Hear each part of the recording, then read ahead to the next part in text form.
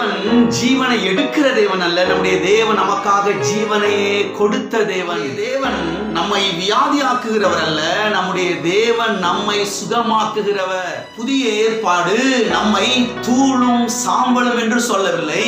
புதிய ஏற்பாடு என்ன சொல்லுகிறது? அவருடைய குமாரர்களாக, அவருடைய குமாரத்திகளாக, அவருடைய பிள்ளைகளாக இருக்கிறோம் என்று சொல்கிறது. அருமையானவர்களே, கவனியுங்கள்.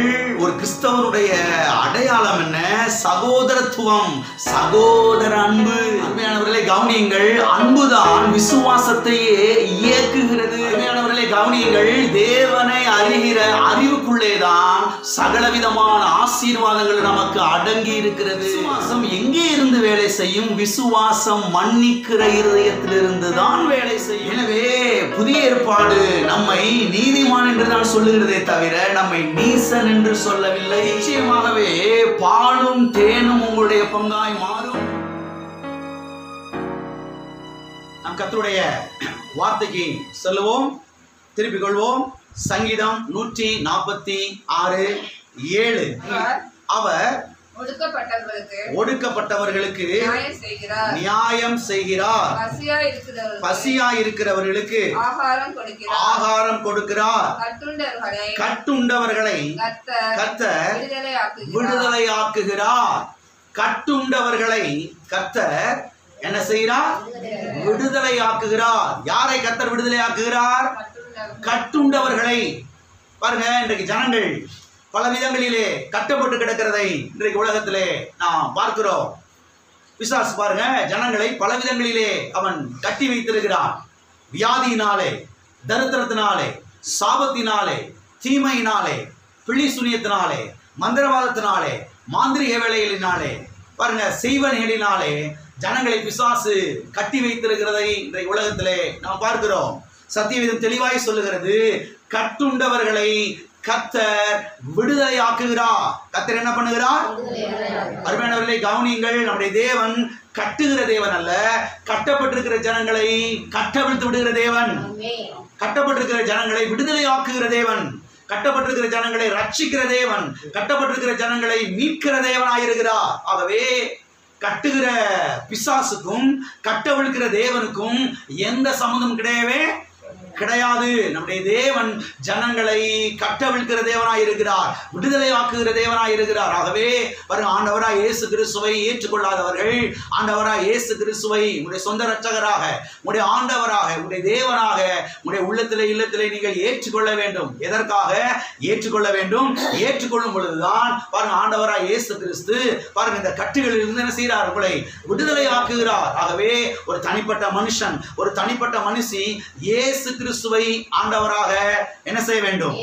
ஏற்றுக்கொள்ள வேண்டும். ஏற்றுக்கொள்ளும் பொழுது ஆண்டவராக இயேசு கிறிஸ்து மெய்யாகவே எல்லா பிசாசின் கிரியையில் இருந்தும், பிசாசின் பாருங்க அந்த செயல்பாடுகளில் இருந்தும் பாருங்க கர்த்தர் செய்வார், விடுதலையாக்குவார். ஆகவே ஆண்டவராக இயேசு கிறிஸ்துவை ஏற்றுக்கொள்ளாதவர்கள் உங்களுடைய நல்வாழ்வுக்காக ஆண்டவராக இயேசு கிறிஸ்துவை ஏற்றுக்கொள்ளுங்கள். வாசிப்போம்.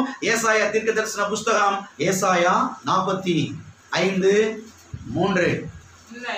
உன்னை பெயர் சொல்லி அழைக்கிற இஸ்ரவேலின் தேவனாகிய கர்த்தர் நானே என்று நீ அறியும்படிக்கு. உன்னை பெயர் சொல்லி அழைக்கிற இஸ்ரவேலின் தேவனாகிய கர்த்தர் நானே என்று நீ அறியும்படிக்கு. கடந்த சில வாரங்களாக நாம் எதற்காக அழைக்கப்பட்டிருக்கிறோம் என்கிற இந்த சத்தியத்தை ஞாயிற்றுக்கிழமை காலை ஆராதனைகளிலே நாம் தியானித்துக் கொண்டு வருகிறோம். இதில் முன்னுரையாக சில காரியங்களை நாம் பார்த்தோம். பிறகு நாம் எதற்காக அழைக்கப்பட்டிருக்கிறோம் என்பதற்கான பொதுவான சில காரியங்களை நாம் பார்க்க ஆரம்பித்தோம். இதிலே 15 காரியங்களை ஏற்கனவே நாம் பார்த்திருக்கிறோம். 15வது காரியம் என்னவென்று சொன்னால், நற்கிரியைகளை செய்ய நாம் அழைக்கப்பட்டிருக்கிறோம். எதற்காக அழைக்கப்பட்டிருக்கிறோம்? நற்கிரியைகளை செய்வதற்காக, நல உதவிகளை செய்வதற்காக, நன்மைகளை பிறருக்கு செய்வதற்காக நாம் அழைக்கப்பட்டிருக்கிறோம். யாவருக்கும் நன்மை செய்ய கடவோம். விசேஷமாக விசுவாச குடும்பத்தாருக்கு நன்மை செய்ய கடவோம். ஆகவே தேவனுடைய பிள்ளைகள் யாவருக்கும் நன்மை செய்ய வேண்டும். இதற்காக தான் தேவன் நம்மை அழைத்திருக்கிறார். விசேஷமாக திருச்சபையில் இருக்கக்கூடிய விசுவாச குடும்பத்தார்களுக்கு நாம் என்ன செய்ய வேண்டும்? நன்மை செய்ய வேண்டும். அதற்காக தேவன் நம்ம என்ன செய்திருக்கிறார்? அழைத்திருக்கிறார். இதை குறித்தெல்லாம் தெளிவாக கடந்த வாரங்களிலே நாம் பார்த்தோம். அது மாத்திரமல்ல, இன்றைக்கு 16வது காரியத்தை நாம் பார்க்க போகிறோம். 16வதாக நாம் எதற்காக அழைக்கப்பட்டிருக்கிறோம் என்று சொன்னால், பரிசுத்தமாய் வாழ்வதற்காக நாம் அழைக்கப்பட்டிருக்கிறோம். எதற்காக அழைக்கப்பட்டிருக்கிறோம்? பதில் சொல்லுங்க. பரிசுத்தமாய் வாழ்வதற்காக நாம் அழைக்கப்பட்டிருக்கிறோம். பரிசுத்தத்திற்கு நாம் அழைக்கப்பட்டிருக்கிறோம். வாசிப்போம். 1 தெசலோனிக்கேயர் புஸ்தகம் 4ஆம் அதிகாரம் 7வது வசனம். தேவன் நம்மை அசுத்தத்திற்கு அல்ல, பரிசுத்தத்திற்கு அழைத்திருக்கிறார். தேவன் நம்மை அசுத்தத்திற்கு அல்ல, தேவன் நம்மை பரிசுத்தத்திற்கு என்ன செய்திருக்கிறார்? அழைத்து இருக்கிறார். பிரமேனவர்களை கவனியுங்கள். தேவன் நம்மை எதற்காக அழைத்திருக்கிறார்? பரிசுத்தத்திற்கு. எதற்கு? பரிசுத்தத்திற்கு அழைத்திருக்கிறார். தேவன் நம்மை எதற்காக அழைக்கவில்லை? பதில் சொல்லுங்க. தேவன் நம்மை எதற்கு அழைக்கவில்லை? அசுத்தத்திற்கு தேவன் நம்மை அழைக்கவில்லை. எனவே தேவன் நம்மை எதற்காக அழைத்திருக்கிறார் என்பதை அறிந்து கொண்டு அதை நிறைவேற்றி முடிக்க வேண்டும். ஆமென்.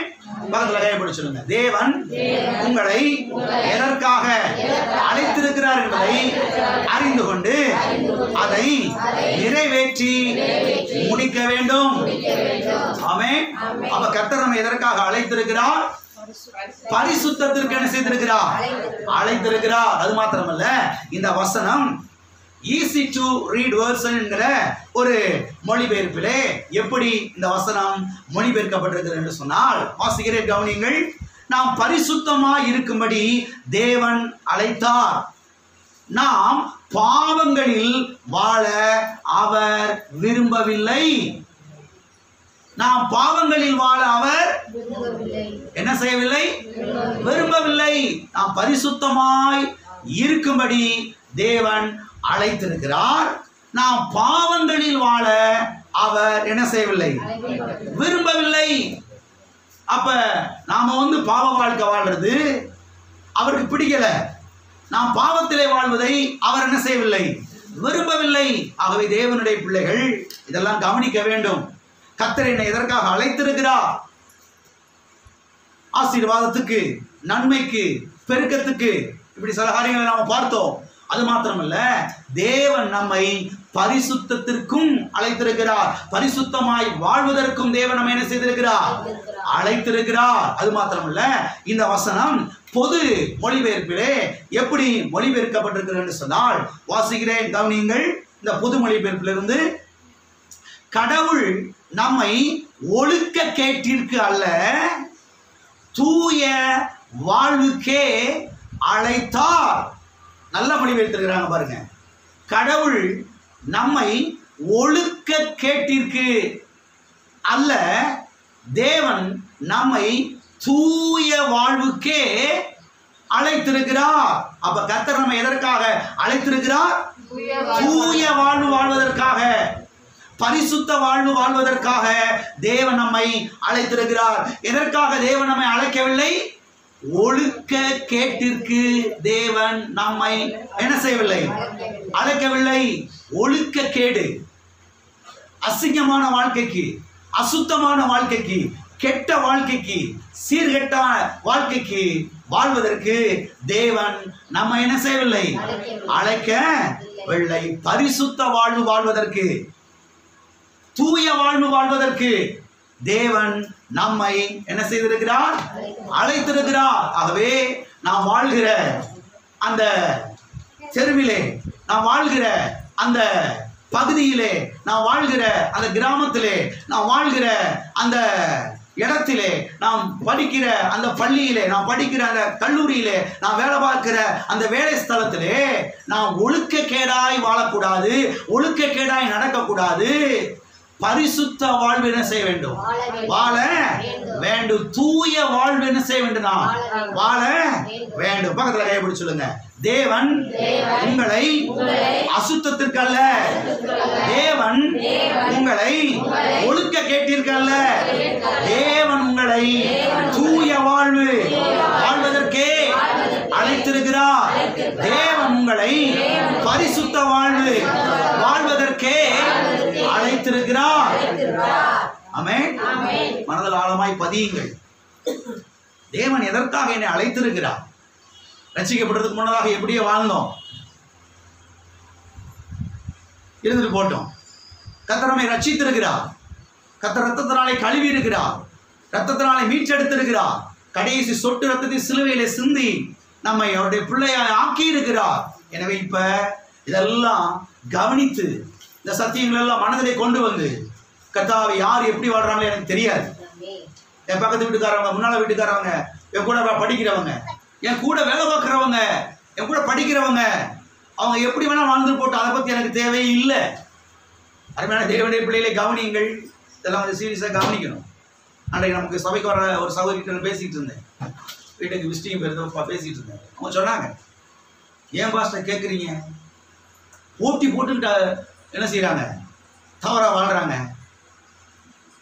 புருஷன் இப்படி போறியா, உன்னை விட நானே மிஞ்சினவளா அப்படின்னு இந்த பொம்பளை போட்டி போட்டுக்கிட்டு போறா.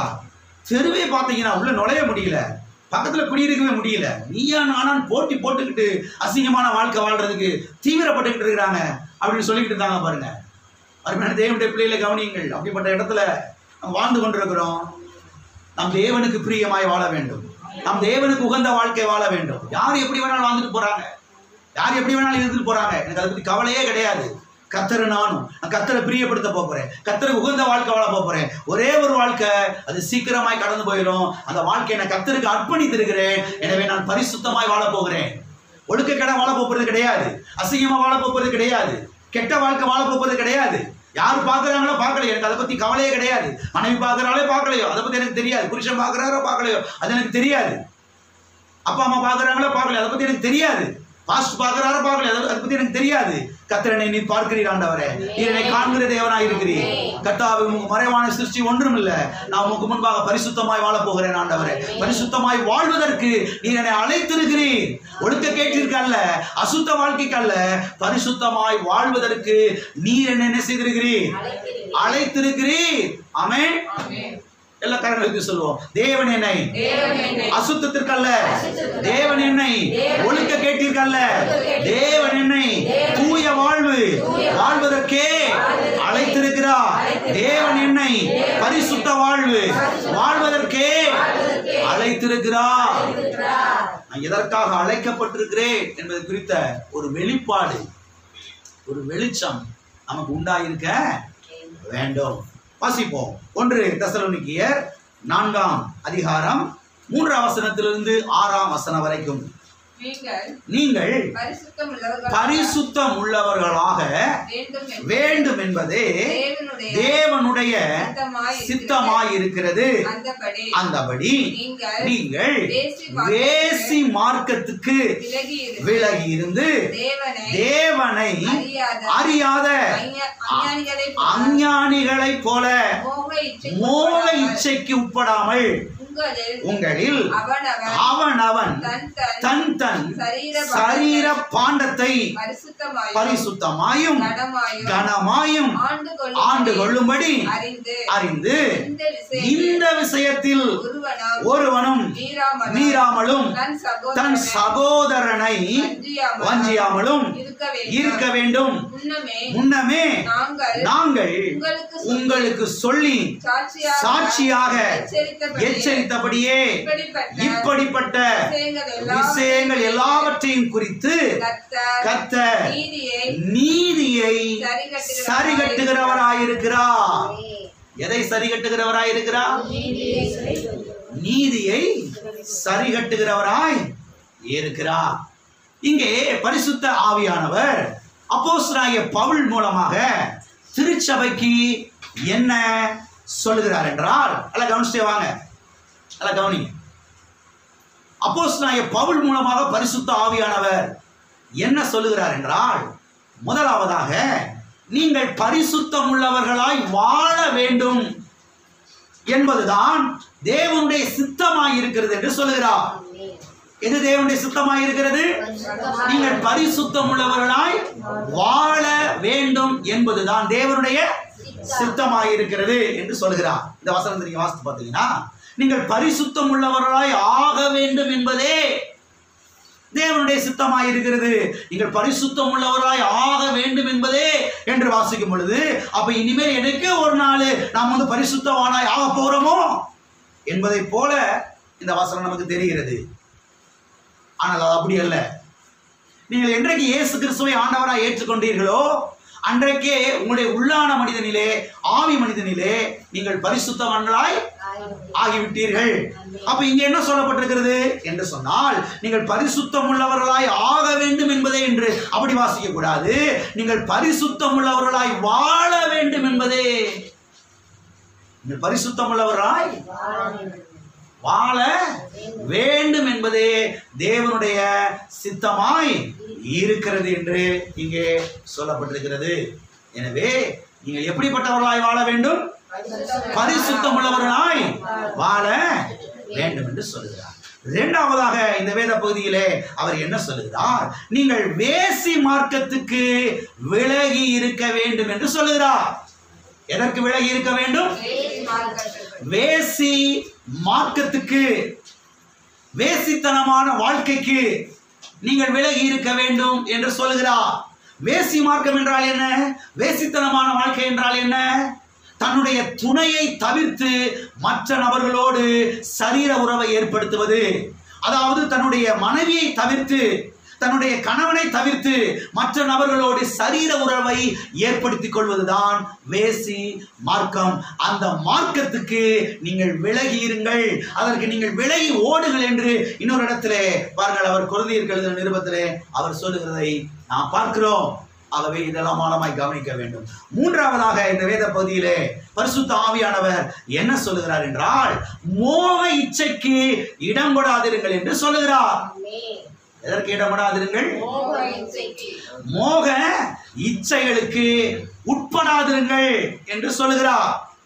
அஞ்ஞானிகளை போல என்று சொல்லுகிறார். யாரை போல? அஞ்ஞானிகள் என்றால் யார்? படிப்பறிவு இல்லாதவர்களா?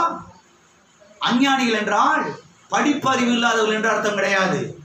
அஞ்ஞானிகள் என்று சொன்னால் தேவனை அறியாதவர்கள், மெய்யான கடவுளை அறியாதவர்கள், ஜீவனுள்ள தேவனை அறியாதவர்கள், ஜீவனுள்ள தேவனாகிய இயேசு கிறிஸ்துவோடு தொடர்பில் இல்லாதவர்கள், தேவனை விட்டு தூரமாய் இருக்கிறவர்கள், அவர்களைத்தான் அஞ்ஞானிகள் என்று சத்தியவேதம் சொல்லுகிறது. எனவே அஞ்ஞானிகளை போல, அதாவது தேவனை அறியாதவர்களை போல இச்சைக்கு இடம் கொடாது இருங்கள் என்று அவர் இங்கே சொல்லுகிறார். நாம் தேவனை அறிந்தவர்கள். நாம் யார்? இருக்கிறவங்கள யாரு? தேவனை அறிந்தவர்கள். எனவே தேவனை போலவே பரிசுத்தமாய் வாழ வேண்டும் என்று சொல்லுகிறார். ஆமென். பக்கத்துல கை பிடிச்சு சொல்லுங்க, நீங்கள் தேவனை அறிந்தவர்கள். எனவே தேவனை போலவே பரிசுத்தமாய் வாழ வேண்டும். எப்படி வாழணும்? யார போல? ஏன் தேவனை போல? நீங்க யார் அறிந்தவர்கள்? நீங்கள் தேவனை அறிந்தவர்கள்.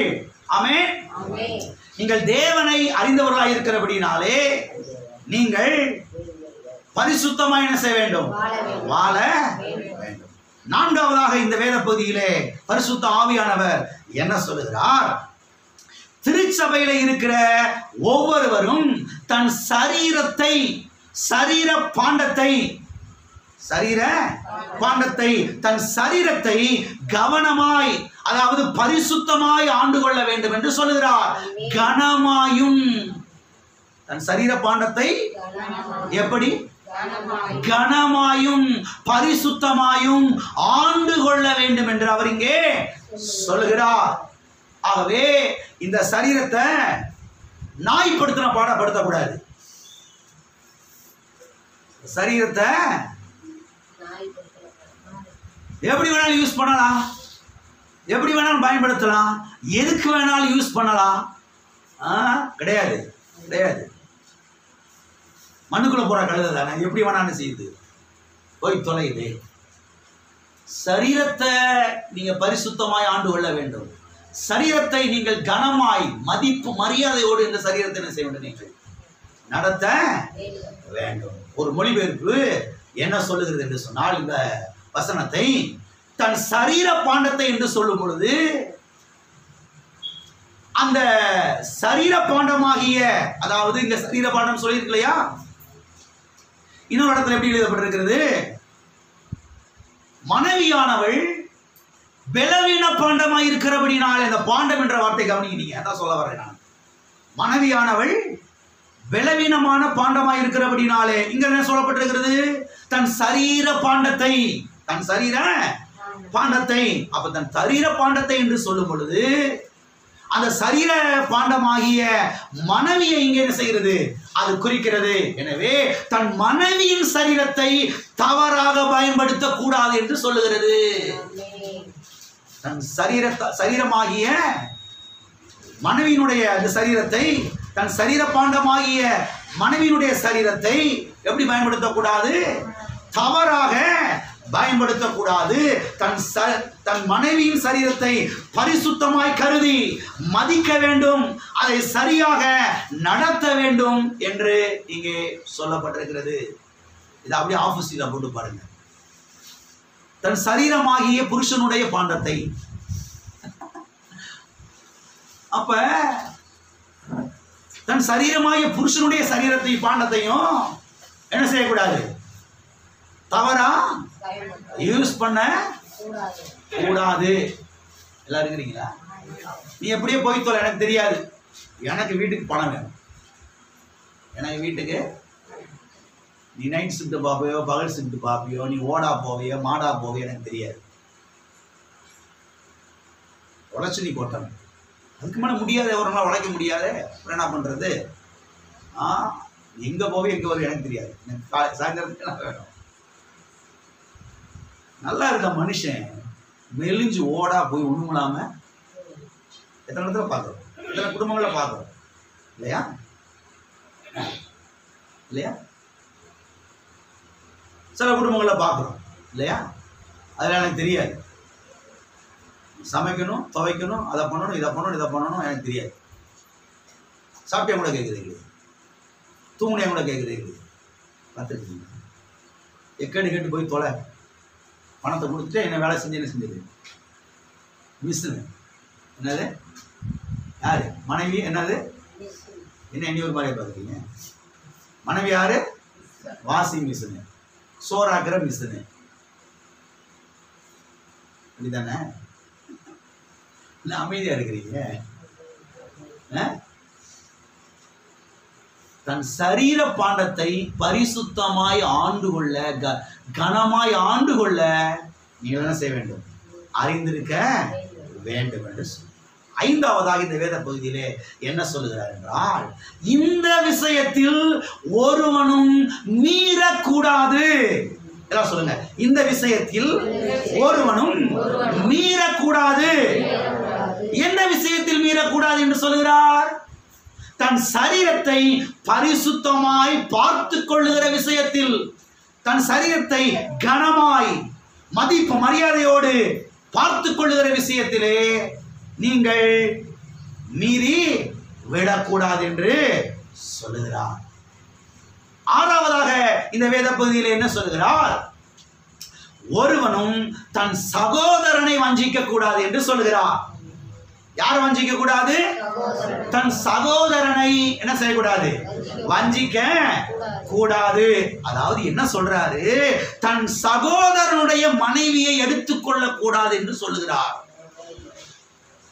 புரியுது? தன் சகோதரியினுடைய புருஷனை என்ன செய்யக்கூடாது, எடுத்துக்கொள்ள கூடாது என்று சொல்லுகிறார். ஏழாவதாக இந்த வேத பகுதியில என்ன சொல்லுகிறார்? இப்படிப்பட்ட விஷயங்கள் எல்லாவற்றையும் குறித்து கர்த்தர் நீதியை சரிகட்டுவார் என்று சொல்லுகிறார். இப்படிப்பட்ட விஷயத்தில் கர்த்தர் நீதியை என்ன செய்வார்? இருக்கிறீங்களா? ஆண்டவருடைய பிள்ளை, நான் தசமமாக காணி கொடுக்குறேன். அதை கர்த்தர் கண்டுக்கிற மாட்டாரா? வேதவசனம் சொல்லுகிறது, எல்லாவற்றையும் குறித்து கர்த்தர் என்ன செய்வார்? நீதியை சரி கட்டுவார். ஆகவே தேவனுடைய பிள்ளைகள் இவைகளை எல்லாம் மனதிலே வைத்துக் கொண்டு தேவனுக்கு முன்பாக பரிசுத்தமாய் வாழ வேண்டும், பரிசுத்தமாய் வாழ தீவிரிக்க வேண்டும். ஏனென்றால் தேவன் நம்மை பரிசுத்தத்திற்கே அழைத்திருக்கிறார். ஆமென். எத்தனை பேருக்கு இந்த வேலை புரிஞ்சிருச்சு? இதுக்கு மேல விளக்க தேவையில்லைன்னு நினைக்கிறேன். ஆமென். ஓகே, எல்லாம் கரங்களை வைத்து சொல்லுவோம். பக்கத்துல கைப்பிடி சொல்லுங்க. உங்கள் சரீரத்தை பரிசுத்தமாய் பார்த்துக் கொள்ளுங்கள். உங்கள் சரீரத்தை பரிசுத்தமாய் பார்த்துக் கொள்ளுங்கள். ஆமென். உங்க சரீரத்தை பரிசுத்தமாய் நீங்கள் என்ன செய்ய வேண்டும்? பார்த்துக் கொள்ள. சரி, எது உண்மையான ஆராதனை? இதை கொஞ்சம் பார்ப்போம். எது உண்மையான ஆராதனை? எது புத்தி உள்ள ஆராதனை? நம்ம என்ன நினைக்கிறோம்? பொதுவாக கிறிஸ்தவங்கள்லாம் தலையில முக்காடை போட்டு 3 அலையிலேயே சொல்லிட்டா அது ஆராதனை. இருக்கிறீங்களா? போயிட்டீங்க. ஒயிட் பேண்ட் ஷர்ட் போட்டு, ஒயிட் ஷர்ட் வேஸ்ட் கட்டி, ஒயிட் ஜிப்பா ட்ரெஸ் போட்டு, கையை தட்டி அல்லேலூயா அல்லேலூயான்னு சொல்லி டான்ஸ் ஆடி, பாட்டு பாடி, குதிச்சு, அடுத்தவங்க மேல விழுந்து, பாயை கிழிச்சிட்டா, பைபிளை கிழிச்சிட்டா, அதுதான் உண்மையான ஆராதனை என்று நாம் என்ன செய்கிறோம்? நினைக்கிறோம். தோத்துறோம். ஒயிட் அண்ட் ஒயிட்டுக்காக பிளாக் அண்ட் பிளாக் போட்டாலும் தப்பு இல்லை, ஒன்றும் பிரச்சனை இல்லை. முக்காடு போடுறதுனால தப்பு இல்லை. முக்காடு போடுங்க, ஸ்தோத்திரம் போடுங்க, கர்த்தருடைய வசனம் சொல்லுகிறது. நல்லதுதான், சந்தோஷம் தான். ஒயிட் அண்ட் ஒயிட் போடுறது நல்லதுதான், சந்தோஷம், ஒன்றும் பிரச்சனை எல்லாம் கிடையாது. ஆனால் உண்மையான ஆராதனை என்று சத்தியவேதம் சொல்லுகிறது. எது புத்தி உள்ள ஆராதனை என்று சத்தியவேதம் சொல்லுகிறது? வாசிப்போம். ரோமருக்கு எழுதின நிருபம் 12ஆம் அதிகாரம் 1ஆம் வசனம். அப்படி இருக்க சகோதரரே, நீங்கள் உங்கள் சரீரங்களை பரிசுத்தமும் தேவனுக்கு பிரியமுமான ஜீவ பலியாக ஒப்பு கொடுக்க வேண்டும் என்றும் தேவனுடைய இரக்கங்களை முன்னிட்டு உங்களை வேண்டிக் கொள்கிறேன். இதுவே நீங்கள் செய்யத்தக்க புத்தி உள்ள ஆராதனை. எது புத்தி உள்ள ஆராதனை? எது புத்தி உள்ள ஆராதனை? இங்கே நாம் பார்க்கிறோம். சகோதரரே, நீங்கள் உங்கள் சரீரத்தை பரிசுத்தமும், எதை பரிசுத்தமும்? சரீரத்தை பரிசுத்தமும், உங்கள் சரீரத்தை ஜீவ பலியாகவும் ஒப்பு கொடுக்கணும். அப்படி ஒப்பு கொடுக்கிறது தான் எப்படிப்பட்ட ஆராதனை? புத்தி உள்ள ஆராதனை. அதுதான் தேவனுக்கு பிரியமான ஆராதனை என்று சொல்லுகிறார். எனவே நீங்கள் உங்கள் சரீரத்தை பரிசுத்தமான பலியாகவும் தேவனுக்கு பிரியமுமான பலியாகவும் என்ன செய்ய வேண்டும்?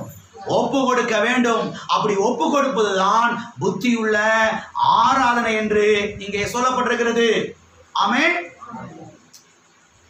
அசுத்தமான சரீரமாக அல்ல, பரிசுத்தமான சரீரமாக ஒப்பு கொடுக்க வேண்டும்.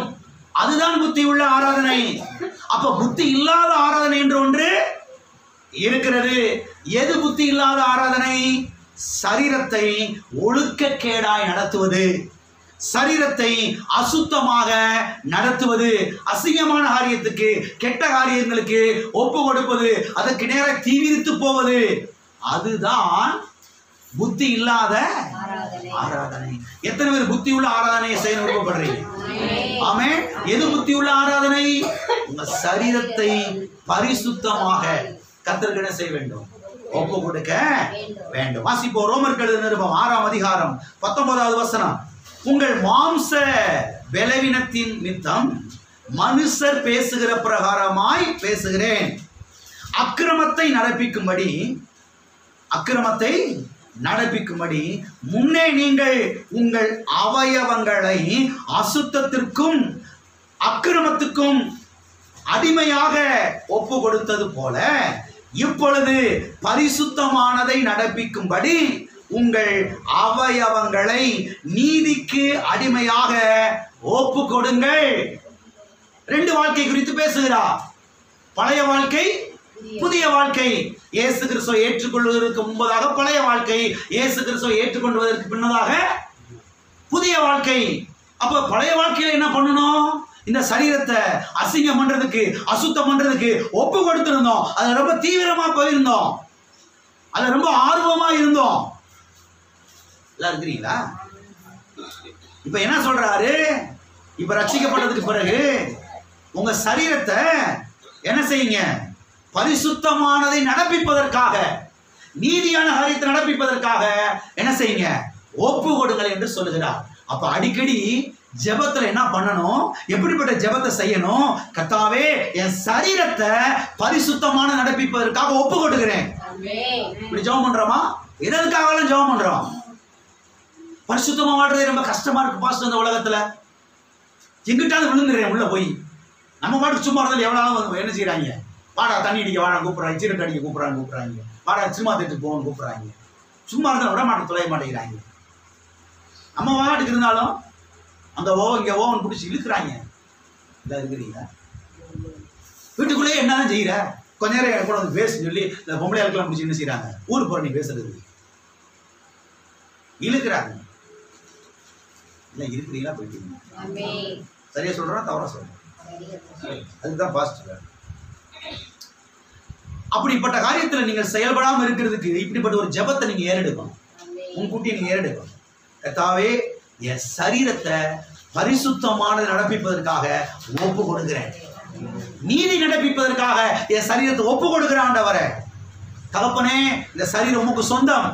இந்த சரீரத்துக்கு நான் கணக்கு கொடுத்தே ஆக வேண்டும். இந்த சரீரத்தை நான் பரிசுத்தமாய் ஆண்டு கொள்ள வேண்டும். இந்த சரீரத்தை நான் கனமாய் ஆண்டு கொள்ள வேண்டும். பரிசுத்தமான நடப்பிப்பதற்காக என்னுடைய கண்களை ஒப்பு கொடுக்கிறேன், என்னுடைய மனதை ஒப்பு கொடுக்கிறேன், என்னுடைய காதுகளை ஒப்பு கொடுக்கிறேன், என்னுடைய விரல்களை ஒப்பு கொடுக்கிறேன், என்னுடைய இருதயத்தை ஒப்பு கொடுக்கிறேன், என்னுடைய கால்களை ஒப்பு கொடுக்கிறேன், என்னுடைய முழு சரீரத்தை ஒப்பு கொடுக்கிறேன் என்று தொடர்ந்து ஜெபம் பண்ணி பாருங்க. நான் சொல்றேன், அந்த அசுத்தமான காரியத்தை செய்யறதுக்கு நீங்க தப்பிச்சிருவீங்க. ஆமென். அசுத்தமான காரியத்தை செய்யறதுக்கு நீங்க தப்பிச்சிருவீங்க. தப்பிக்க கர்த்தர் உங்களுக்கு உதவி செய்வா.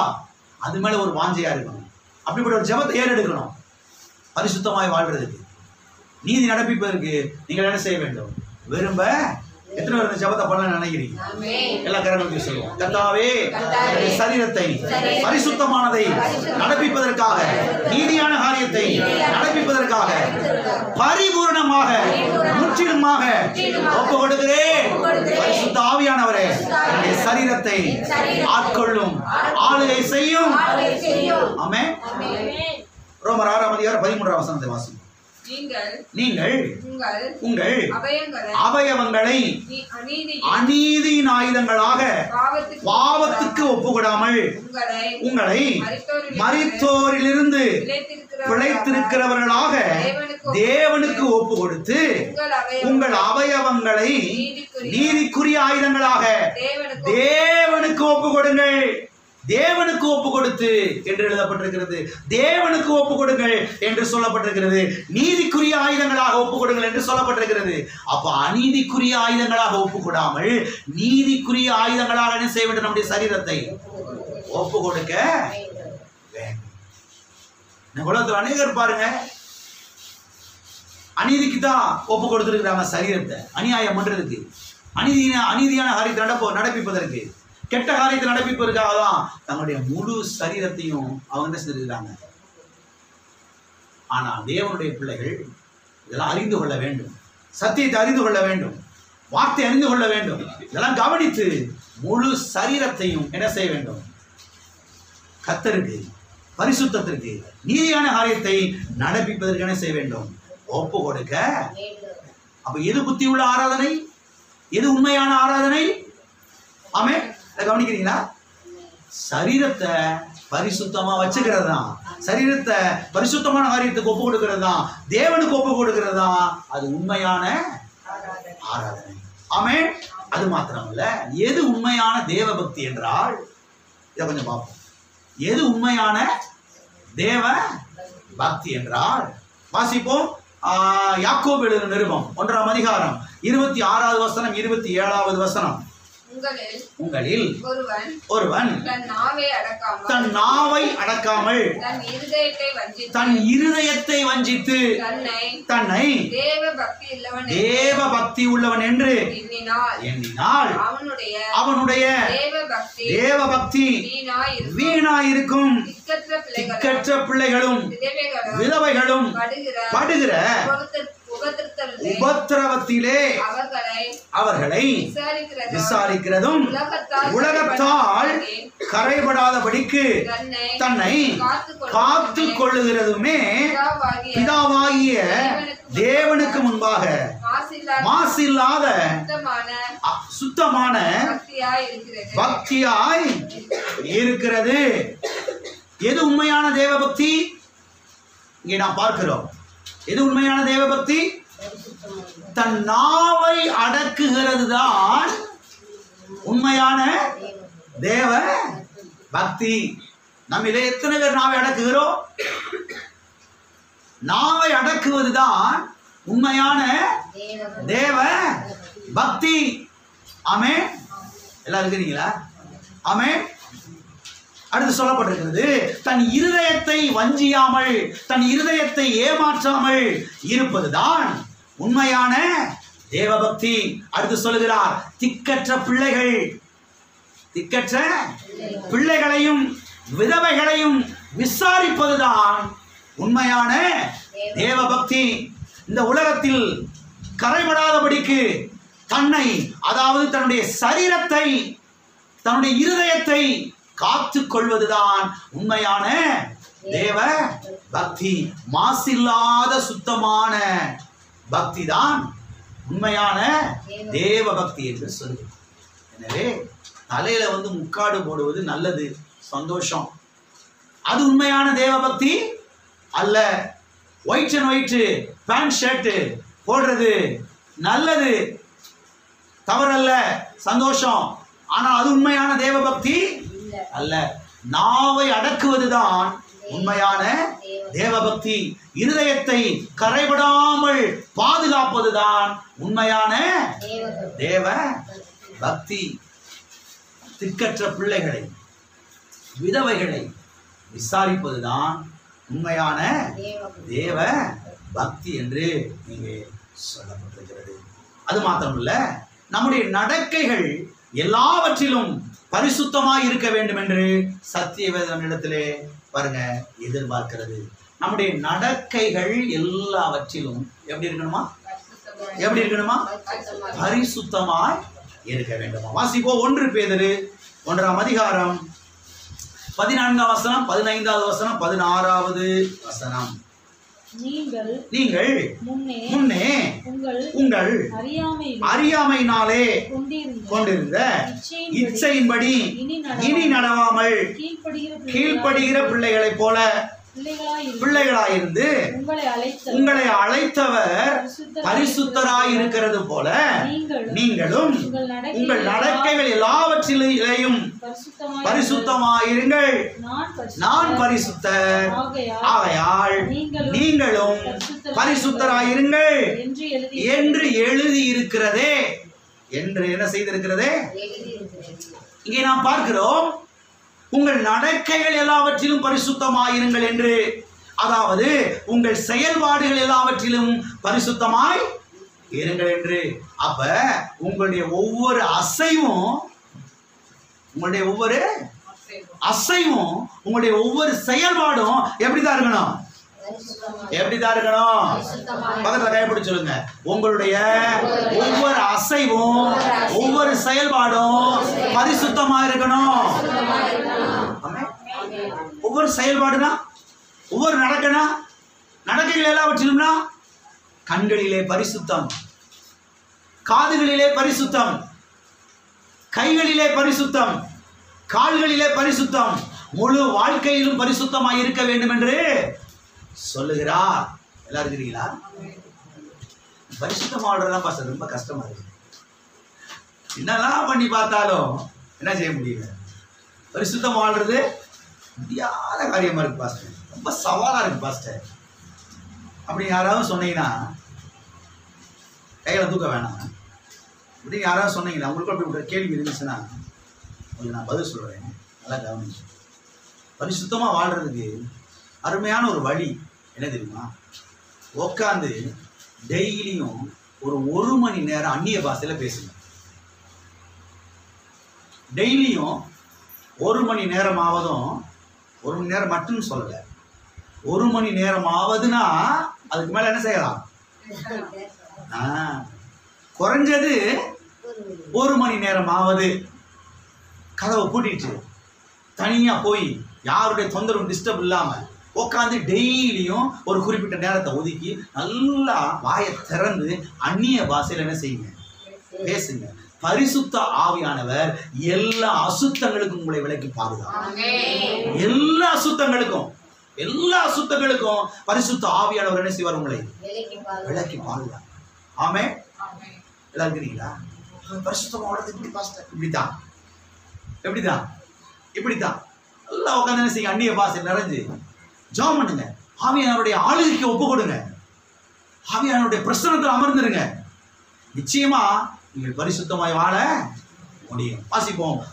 1 பேதுரு 2ஆம் அதிகாரம் 11வது வசனம் 12வது வசனம்.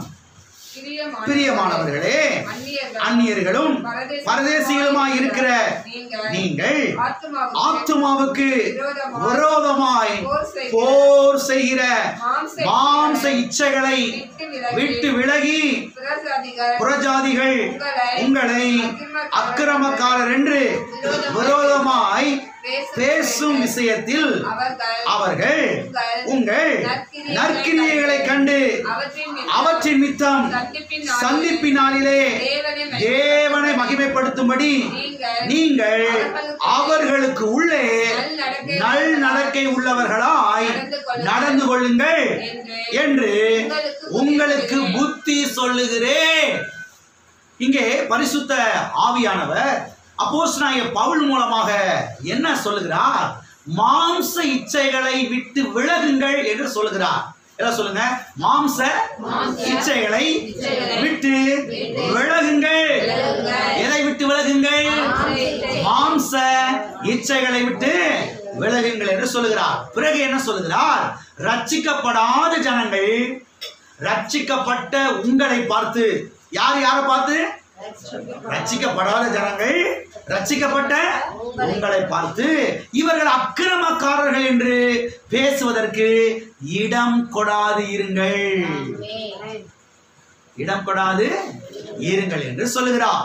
இன்றைக்கு எத்தனையோ கிறிஸ்தவர்களை பார்த்து இப்படி பேசுகிறதை இன்றைக்கு உலகத்தில் என்ன செய்கிறோம்?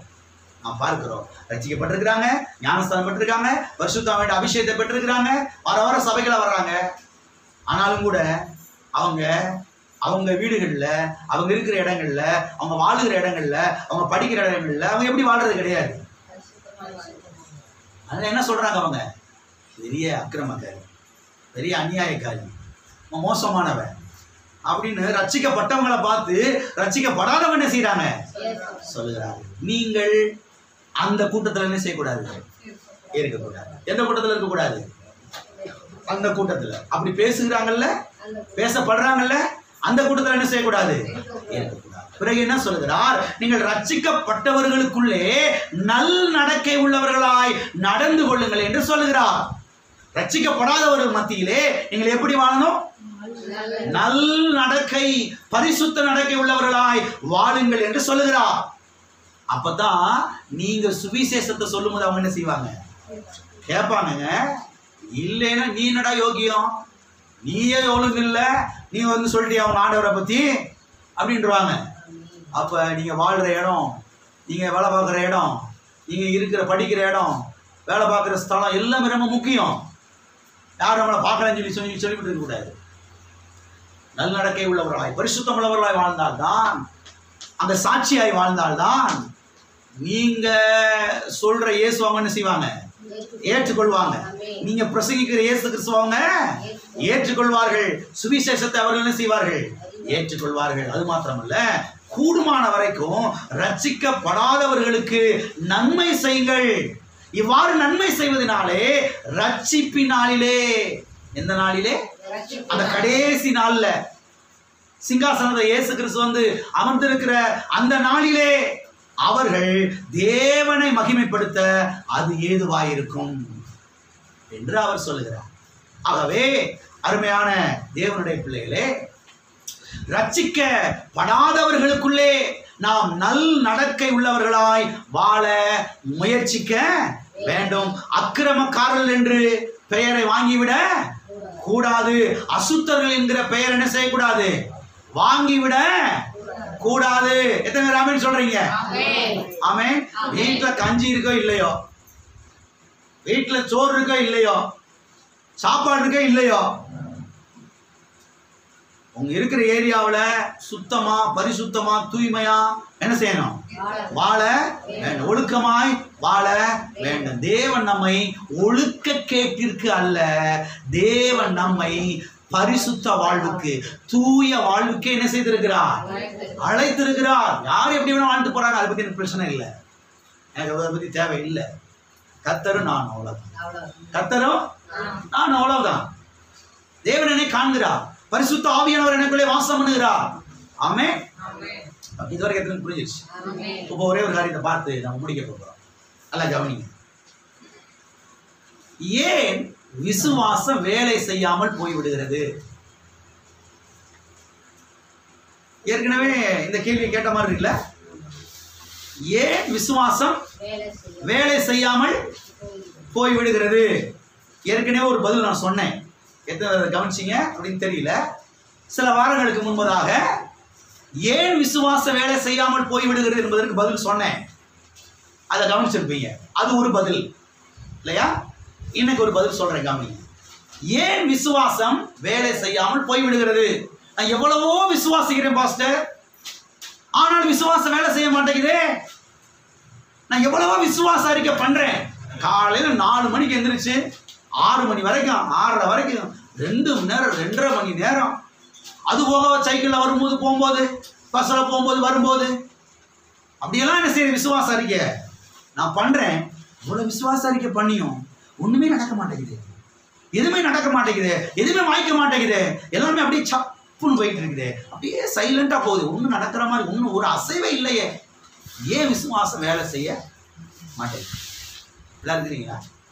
ஏன் பாஸ்டர் நான் கேட்கிறேன் தெரியாம தான், கடுகு விதை அளவாவது விசுவாசம் எனக்கு இல்லை நீங்க நினைக்கிறீங்க? இப்ப புரிஞ்சிருச்சா? இந்த கேள்வி ஒரு முறை கேட்டு பதில் சொன்னேன். கடுகு விதை அளவாவது விசுவாசம் எனக்கு இல்லை நீங்க நினைக்கிறீங்க? கடுகு விதை அளவாவது விசுவாசம் உங்களுக்கு உண்டாயிருந்தால் நீங்கள் இந்த காட்டத்தி மரத்தை பார்த்து நீ வேரோட பிடுங்குண்டு சமுத்திரத்தில் நடப்படுவாயாக என்று சொல்ல அது உங்களுக்கு கீழ்ப்படியும். கடுகு விதை விசுவாசம், கடுகு விதை அளவு விசுவாசம் இருந்தாவே காட்டத்தி மரத்தையே பிடுங்கி எங்க நட்டுடலாம்? சமுத்திரத்தில் நட்டுடலாம். ஒரு திரும்ப கூட பிடுங்க முடியல, அதை போய் என்ன செய்ய முடியும்? வேற இடத்துல நட முடியல. ஏன் பாஸ்டர் இப்ப நான் தெரியாம தான் கேட்கிறேன். அப்ப கடுகு விதை அளவாவது விசுவாசம் எனக்கு இல்லை நீங்க நினைக்கிறீங்க? இருக்குது. கடுகு விதை அளவு விசுவாசம் என்ன நிறையவே இருக்குது. யாருக்கு? உங்களுக்கு நிறையவே இருக்குது. அப்புறம் ஏன் பாஸ்டர் விசுவாசம் வேலை செய்ய மாட்டேங்குது? அடுத்த கேள்வி அதானே, ஏன் விசுவாசம் வேலை செய்ய மாட்டேங்குது? ஏன் விசுவாச அறிக்கைகள் பொய்த்து போய்விடுகிறது? நானும் நீங்க சொன்ன மாதிரி விசுவாச அறிக்கைலாம் பண்றேனே, வசனத்தை எடுத்து அறிக்கை பண்றேனே, ஆனா வேலை செய்ய மாட்டேங்குதே, ஒண்ணு நடக்க மாட்டேங்குதே, ஒரு அசைவு இல்லையே. ஏன்? இருக்கிறீங்களா? ஒரு காரியத்தை நீங்கள் தெளிவாய் புரிந்து கொள்ள வேண்டும். ஏன் விசுவாசம் வேலை செய்யவில்லை? ஏன் விசுவாசம் அநேக வேளைகளிலே வேலை செய்யாமல் போய்விடுகிறது?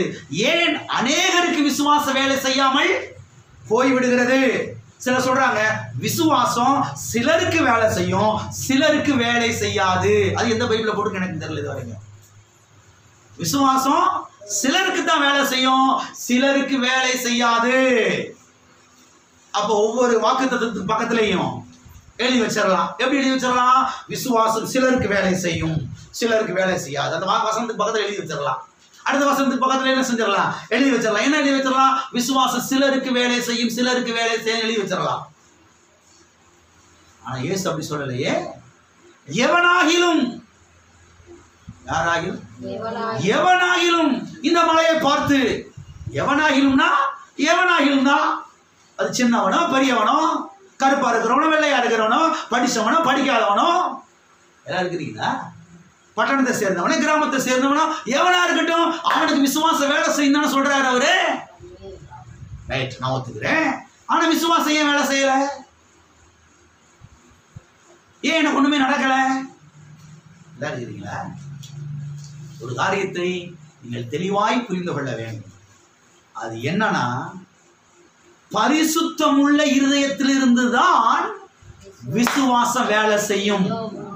திட்டமாய் தெரிந்து கொள்ளுங்கள். ஏன் சிலருக்கு விசுவாசம் வேலை செய்ய மாட்டேங்குதுன்னு பதில் சொல்றேன். பரிசுத்தம் உள்ள இருதயம், அந்த இருதயத்திலிருந்து தான் எது வேலை செய்யும்? எது வேலை செய்யும்? விசுவாசம் வேலை செய்யும். அசுத்த இருதயத்திலிருந்து எது வேலை செய்யாது? விசுவாசம் வேலை செய்யாது.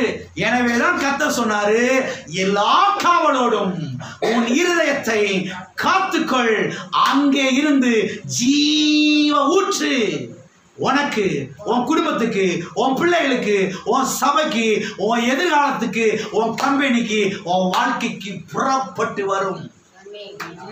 இருக்கிறீங்களா? அப்ப அந்த இருதயத்துல கொண்டு போய் அசுத்தத்தை போடக்கூடாது. எந்த இருதயத்துல? உங்க இருதயம் பாருங்க, அந்த உள்ளான மனிதன், அந்த ஆவி மனிதன், அந்த ஊற்றாகிய மனிதன், அங்க கொண்டு போய் அசுத்தத்தை போடுறது, அசிங்கத்தை போடுறது, குப்பை அள்ளி போடுறது, தேவையில்லாத காரியத்தை போடுறது, போட்டு ஊற்ற என்ன செய்யக்கூடாது? அடைச்சிட கூடாது. ஊற்று அசிங்க பாருங்க, அசுத்தப்படுத்திட கூடாது. ஒரு ஊற்று இருக்குது, தண்ணி நல்லா மலை மலை மலைன்னு வருது, அங்க இருந்து அந்த ஊர் மக்களே என்ன செய்யறாங்க? தண்ணீரை எடுத்து அவங்க பிழைக்கிறாங்க, வாழ்றாங்க, பருகுறாங்க, சமைக்கிறாங்க. அதுல கொண்டு போய் சாக்கடை தண்ணி அள்ளி போட்டா எப்படி இருக்கும்? இந்த ஊற்றுல போய் குப்பை அள்ளி போட்டா எப்படி இருக்கும்? தேவையில்லாத கொண்டு போட்டா எப்படி இருக்கும்? ஊர்ல இவங்க சேர்ந்து அடிச்சு போட்டுற மாட்டாங்க. வாங்கல வேண்டாம், கொஞ்சமாவது மண்டையில மசாலா இருக்காடா. ஊற்றுல போய் என்ன செய்யற? அசுத்தத்தை போடுற. ஊற்ற பாதுகாக்கணும், ஊற்ற பத்திரமா வச்சுக்கணும். கர்த்தர் சொல்றாரு, ஓ இருதயமாகிய ஊற்ற பத்திரமா வச்சுக்க, பரிசுத்தமா வச்சுக்க, தூய்மையா வச்சுக்க. ஏன்னா அப்பதான் விசுவாசம் வேலை செய்யும். இல்லைன்னா விசுவாசம் வேலை செய்யாது. கிறிஸ்தவங்க சொல்றாங்க இல்லையா, விசுவாசம் சிலருக்கு வேலை செய்யும், சிலருக்கு வேலை செய்யாது. ஏன் வேலை செய்யாது சொல்றேன் உங்களுக்கு. நீங்க சபைக்கு போய் தசமா காணிக்கல கொடுத்து ஏன் தெரியுமா வேலை செய்யல? இதனாலதான் இங்க வந்து வசனத்தை கேட்டுறது, அங்க போய் தேவையில்லாத உள்ள அனுப்புறது, யூடியூப் பார்த்து, பேஸ்புக்கை பார்த்து அசுத்தத்துல உள்ள அமுக்கிறது, உள்ள திணிக்கிறது. இங்க வந்து 1 மணி நேரம் அழிலியா தோத்துட்டு போயிடுறது. அப்புறம் அங்க போய் 5 மணி நேரம் 6 மணி நேரம் தேவையில்லாத உள்ள அனுப்புறது. ஊட்டு செஞ்சு குச்சிப்ப. கேள்விக்கு பதில் சொல்றேன், பிரச்சனைக்கான பதில் சொல்றேன். அநேக கிறிஸ்தவங்களுக்கு தெரியாத பதில், அநேக ஊழியக்காரர்களுக்கு பாஸ்டருக்கு தெரியாத பதில். கவனியுங்கள். ஊற்றுக்குள்ள போய் தேவையில்லாலும் திணிக்கிறது. வாட்ஸ்அப்ல உட்காந்துருது, மணிக்கணக்கில் உட்காந்து அதுக்குள்ள அவ்வளவு உலகத்துல எவ்வளவு அனுப்புறதுலாம் உட்காந்து செஞ்சுக்கிட்டு இருக்கிறது. பார்க்கறவங்க கோவிச்சுக்குவாங்க. கோவிக்கிட்டுன்றேன், கோவிக்கிட்டியா? எனக்கு ஏன் இருதயம் முக்கியம், என் உள்ளான மனிதன் முக்கியம், என் குடும்பம் முக்கியம், என் பிள்ளை முக்கியம், என் வாழ்க்கை முக்கியம், என் எதிர்காலம் முக்கியம். எனக்கு யாரு கோவிக்கிறாங்க, கோவிக்காம போறாங்க, அதை பத்தி எனக்கு அவசியம் கிடையாது. என் ஊற்றை நான் பாதுகாக்கிற வேலை என்ன செய்யறேன்? நான் இருக்கிறேன். எல்லாரும் இருக்கிறீங்களா? எனவே இருதயத்தை காத்துக் கொள்ளாமல் விசுவாசத்தை செயல்படுத்த முடியாது. எதை காத்துக்கொள்ளாமல்?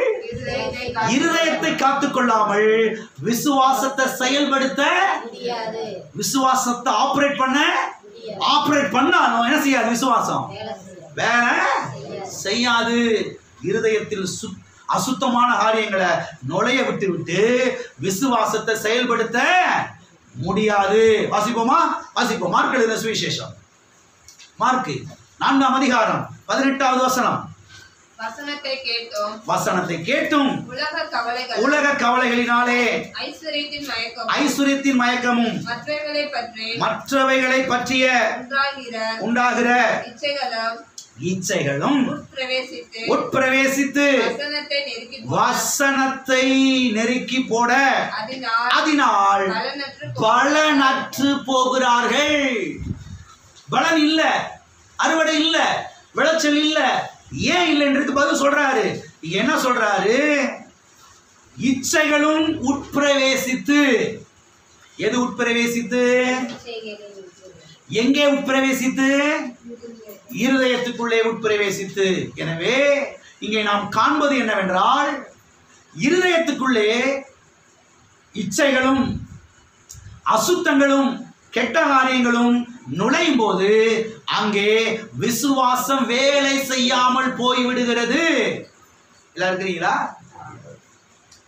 வசனத்தை கேட்டோம் சொல்றாருல, வசனத்தை உட்காந்து வசனத்தை கேட்கிறாங்க. கேட்டுட்டு இங்க இருந்து வெளியில போன உடனே வீட்டுல என்ன பண்றாங்க? அசுத்தமான காரியம் நுழையிறதுக்கு, கெட்ட காரியங்கள் நுழையிறதுக்கு, இச்சைக்கு அடுத்த காரியங்கள், இச்சையான காரியங்கள், கேடான காரியங்கள் நுழையிறதுக்கு இடம் கொடுக்குறாங்க. அது நுழைஞ்ச உடனே எது வேலை செய்யாம போயிருது? வசனம் விளையாமல் போய் விடுகிறது. விசுவாசம் வேலை செய்யாமல் போய் விடுகிறது. எனவேதான் இருதயத்தை என்ன செய்ய வேண்டும்? நாம் காத்துக்கொள்ள. பக்கத்தில் கையப்பட சொல்லுங்க. இருதயத்தை காத்துக்கொள்ளுங்கள். இருதயத்தை காத்துக்கொண்டால்தான் விசுவாசம் வேலை செய்யும். இருதயத்தை காத்துக்கொள்ளாமல் விசுவாசத்தை செயல்படுத்த முடியாது. கிளியர் ஆச்சா? கிளியர் ஆச்சா? சரி, நம்முடைய இருதயத்தை எவ்வாறு காத்துக்கொள்ளலாம்? இதயத்தை காத்துக்கொண்டாதான் விசுவாசம் வேலை செய்யும். இருதயத்தை காத்துக்கொள்ள விசுவாசம் வேலை செய்யாது. இப்ப இருதயத்தை எப்படி காத்துக்கிறது? இருதயத்தை எப்படி? வீட்டுல காலையில குளிக்கிறீங்க, வெளியில போறீங்க, திருப்பி வந்து குளிப்பீங்களா? மறுபடியும் வெளியே போறீங்க, திருப்பி வந்து குளிப்பீங்களா? காலைல குளிச்சாச்சுல, வெளியில போனோம், தூசி கீசிலாம் கொஞ்சம் பட்டிருக்கோம், அதனால கையை காலை என்ன செய்யறோம்? அப்படித்தானே சுத்திகரிக்கிறோம். அப்படி சொல்லலாம். அந்த வார்த்தை என்ன செய்யலாம்? என்ன செய்யலாம்? சுத்திகரிக்கலாம் என்ற வார்த்தை பயன்படுத்தலாம். அப்ப நீங்க பரிசுத்தமா வாழ்றதுக்கு என்ன பண்ணணும்னா, டெய்லியும் சுத்திகரிக்கப்படணும். டெய்லியும் சுத்திகரிக்கப்படுவதன் மூலமாக இருதயத்தை காத்துக்கொள்ளலாம். அப்ப இயேசு கிறிஸ்துவை என்றைக்கு நீங்க ஏற்றுக்கொண்டீர்கள் ஆண்டவராக, அன்றைக்கு அவர் தம்முடைய ரத்தத்தினாலே உங்களை கழுவி உங்களை பரிசுத்தமான ஆக்கிட்டாரு, நீதிமான ஆக்கிட்டாரு. ஆனா இந்த உலகத்துல நீங்க இருக்கிறதுனால அப்பப்ப தூசியெல்லாம் வீட்டுக்குள்ள வர்றது மாதிரி சில அசுத்தங்களை வந்து நம்மளை ஒட்ட ஆரம்பிக்குது, நம்முடைய விசுவாசத்தை கெடுக்க பார்க்குது, விசுவாசத்தை செயல்படாமல் அதை வந்து தடுக்க பார்க்கிறது. அதனால டெய்லி நீங்க என்ன செய்யப்படணும்? இப்ப சுத்திகரிக்கப்படணும். எதினாலே சுத்திகரிக்கப்படணும்? திருவசனமாகிய தண்ணீரினாலே. எதினாலே? கர்த்தருடைய வார்த்தை என்கிற தண்ணீரினாலே என்ன செய்யப்பட வேண்டும்? சுத்திகரிக்கப்பட வேண்டும். ஏசி இருக்கு ரூம்ல, ஏசி ரூம்னு சொல்றாங்க. என்ன ரூம்? என்ன ரூம்? எதுக்கு? வெளியில இருக்கிற தூசி எல்லாம் உள்ள வரக்கூடாது, நல்லா போட்டு டைட் பண்ணி வச்சிருக்கிறாங்க. ஆனா எவ்வளவுதான் நீங்க ஏசி ரூம் போட்டாலும் இது உள்ள வருது. ஏசி ரூம் தூசி வராதுக்கு கிடையாது. நீ என்னதான் டைட் பண்ணாலும், என்னதான் ஸ்கிரீன் கிரீன்லாம் போட்டாலும் என்ன பண்ணுது? உள்ள தூசி வந்துருது. எல்லாம் இருக்கிறீங்களா? ஆமென். நீங்க இந்த உலகத்துல இருக்கிறனால எவ்வளவுதான் கட்டுப்பாடோட அப்படி இப்படி இருந்தாலும் பிசாசு எதையா கொண்டு கண்ணுன்னு பாடுறான். அசுத்தத்தை பார்க்கறதுக்கு, அசுத்தத்தை செய்யறதுக்கு பிசாசு என்ன செய்யறான்? அப்படிப்பட்ட சூழல்களை ஏற்படுத்தி விடுறான். அதனால இப்ப நீங்க பரிசுத்தமா வாழ்றதுக்கு என்ன பண்ணணும்? திரு வசனமாகிய தண்ணீரினாலே டெய்லி என்ன செய்யப்படணும்? சுத்திகரிக்கப்பட வேண்டும். வாசிப்போம். எபேசியருக்கு எழுதின நிருபம் வாசித்து முடிப்போம். எபேசியர் 5ஆம் அதிகாரம் 26வது வசனம்.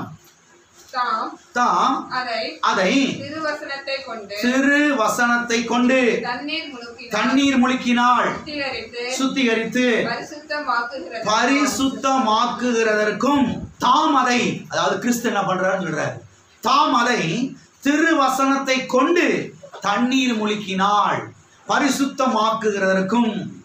அருமையானவர்களே கவனியுங்கள், இந்த வசனம் என்ன சொல்லுகிறது? கர்த்தர் தம்முடைய சரீரமாகிய திருச்சபையை, சரீரமாகிய எதை? நம்மள சரீரமாகிய திருச்சபையை திருவசனமாகிய தண்ணீரை கொண்டு சுத்திகரித்து அவர் பரிசுத்தமாக்குகிறார் என்று இந்த வசனம் சொல்லுகிறது. எதை கொண்டு கர்த்தர் பரிசுத்தமாக்குகிறார், சுத்திகரிக்கிறார்? திரு வசனமாகிய தண்ணீரை கொண்டு. அப்ப கிறிஸ்தவ வாழ்க்கையிலே டெய்லியும் நமக்கு ஒரு வேலை இருக்குது. அது என்ன வேலை? திருவசனமாகிய தண்ணீரை என்ன செய்யணும்? குடித்து கொண்டே இருக்கணும். திருவசனமாகிய தண்ணீரை பாருங்க, டெய்லி பருகி கொண்டே இருக்கணும்.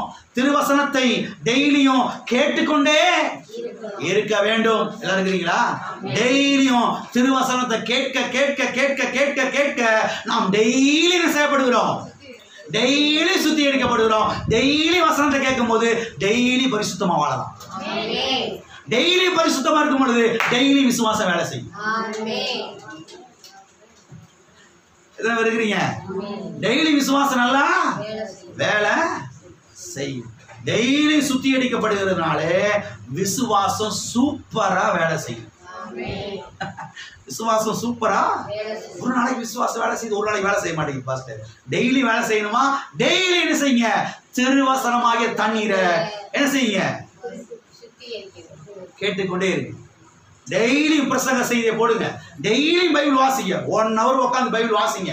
ஒவ்வொரு நாளும் டெய்லி பிரசங்க செய்தியை போட்டு கேட்டுக்கிட்டே இருங்க.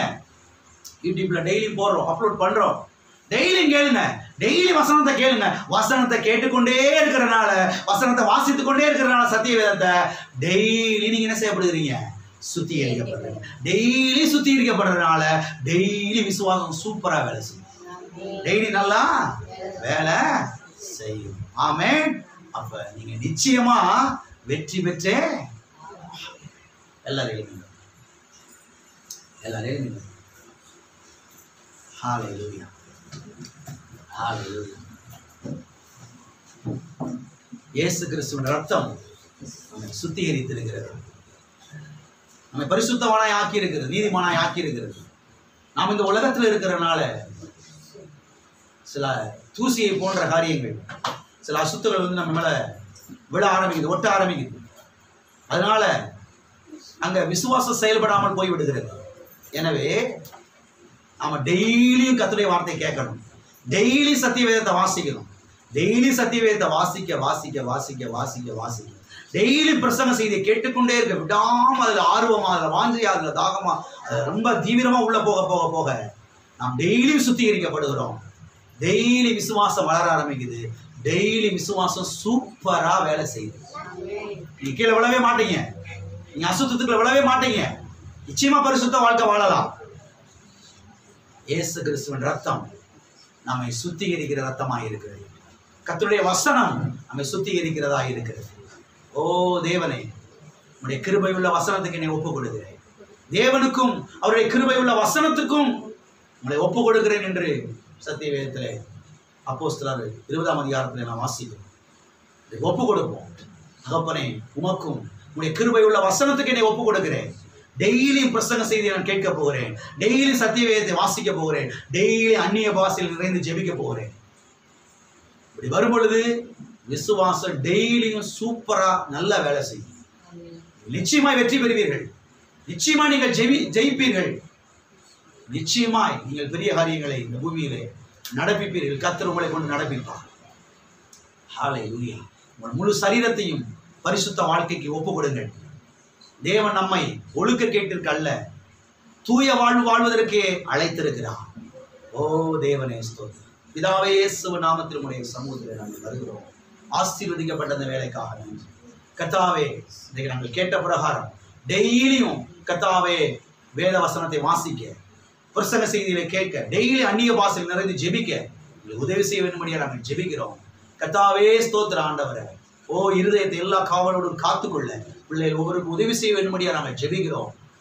கர்த்தாவே, விசுவாசத்தை ஆண்டவர் செயல்படுத்தி வெற்றியாய் வாழ பிள்ளைகளுக்கு நீர் உதவி செய்ய வேண்டும்படியாக நாங்கள் ஜெபிக்கிறோம்.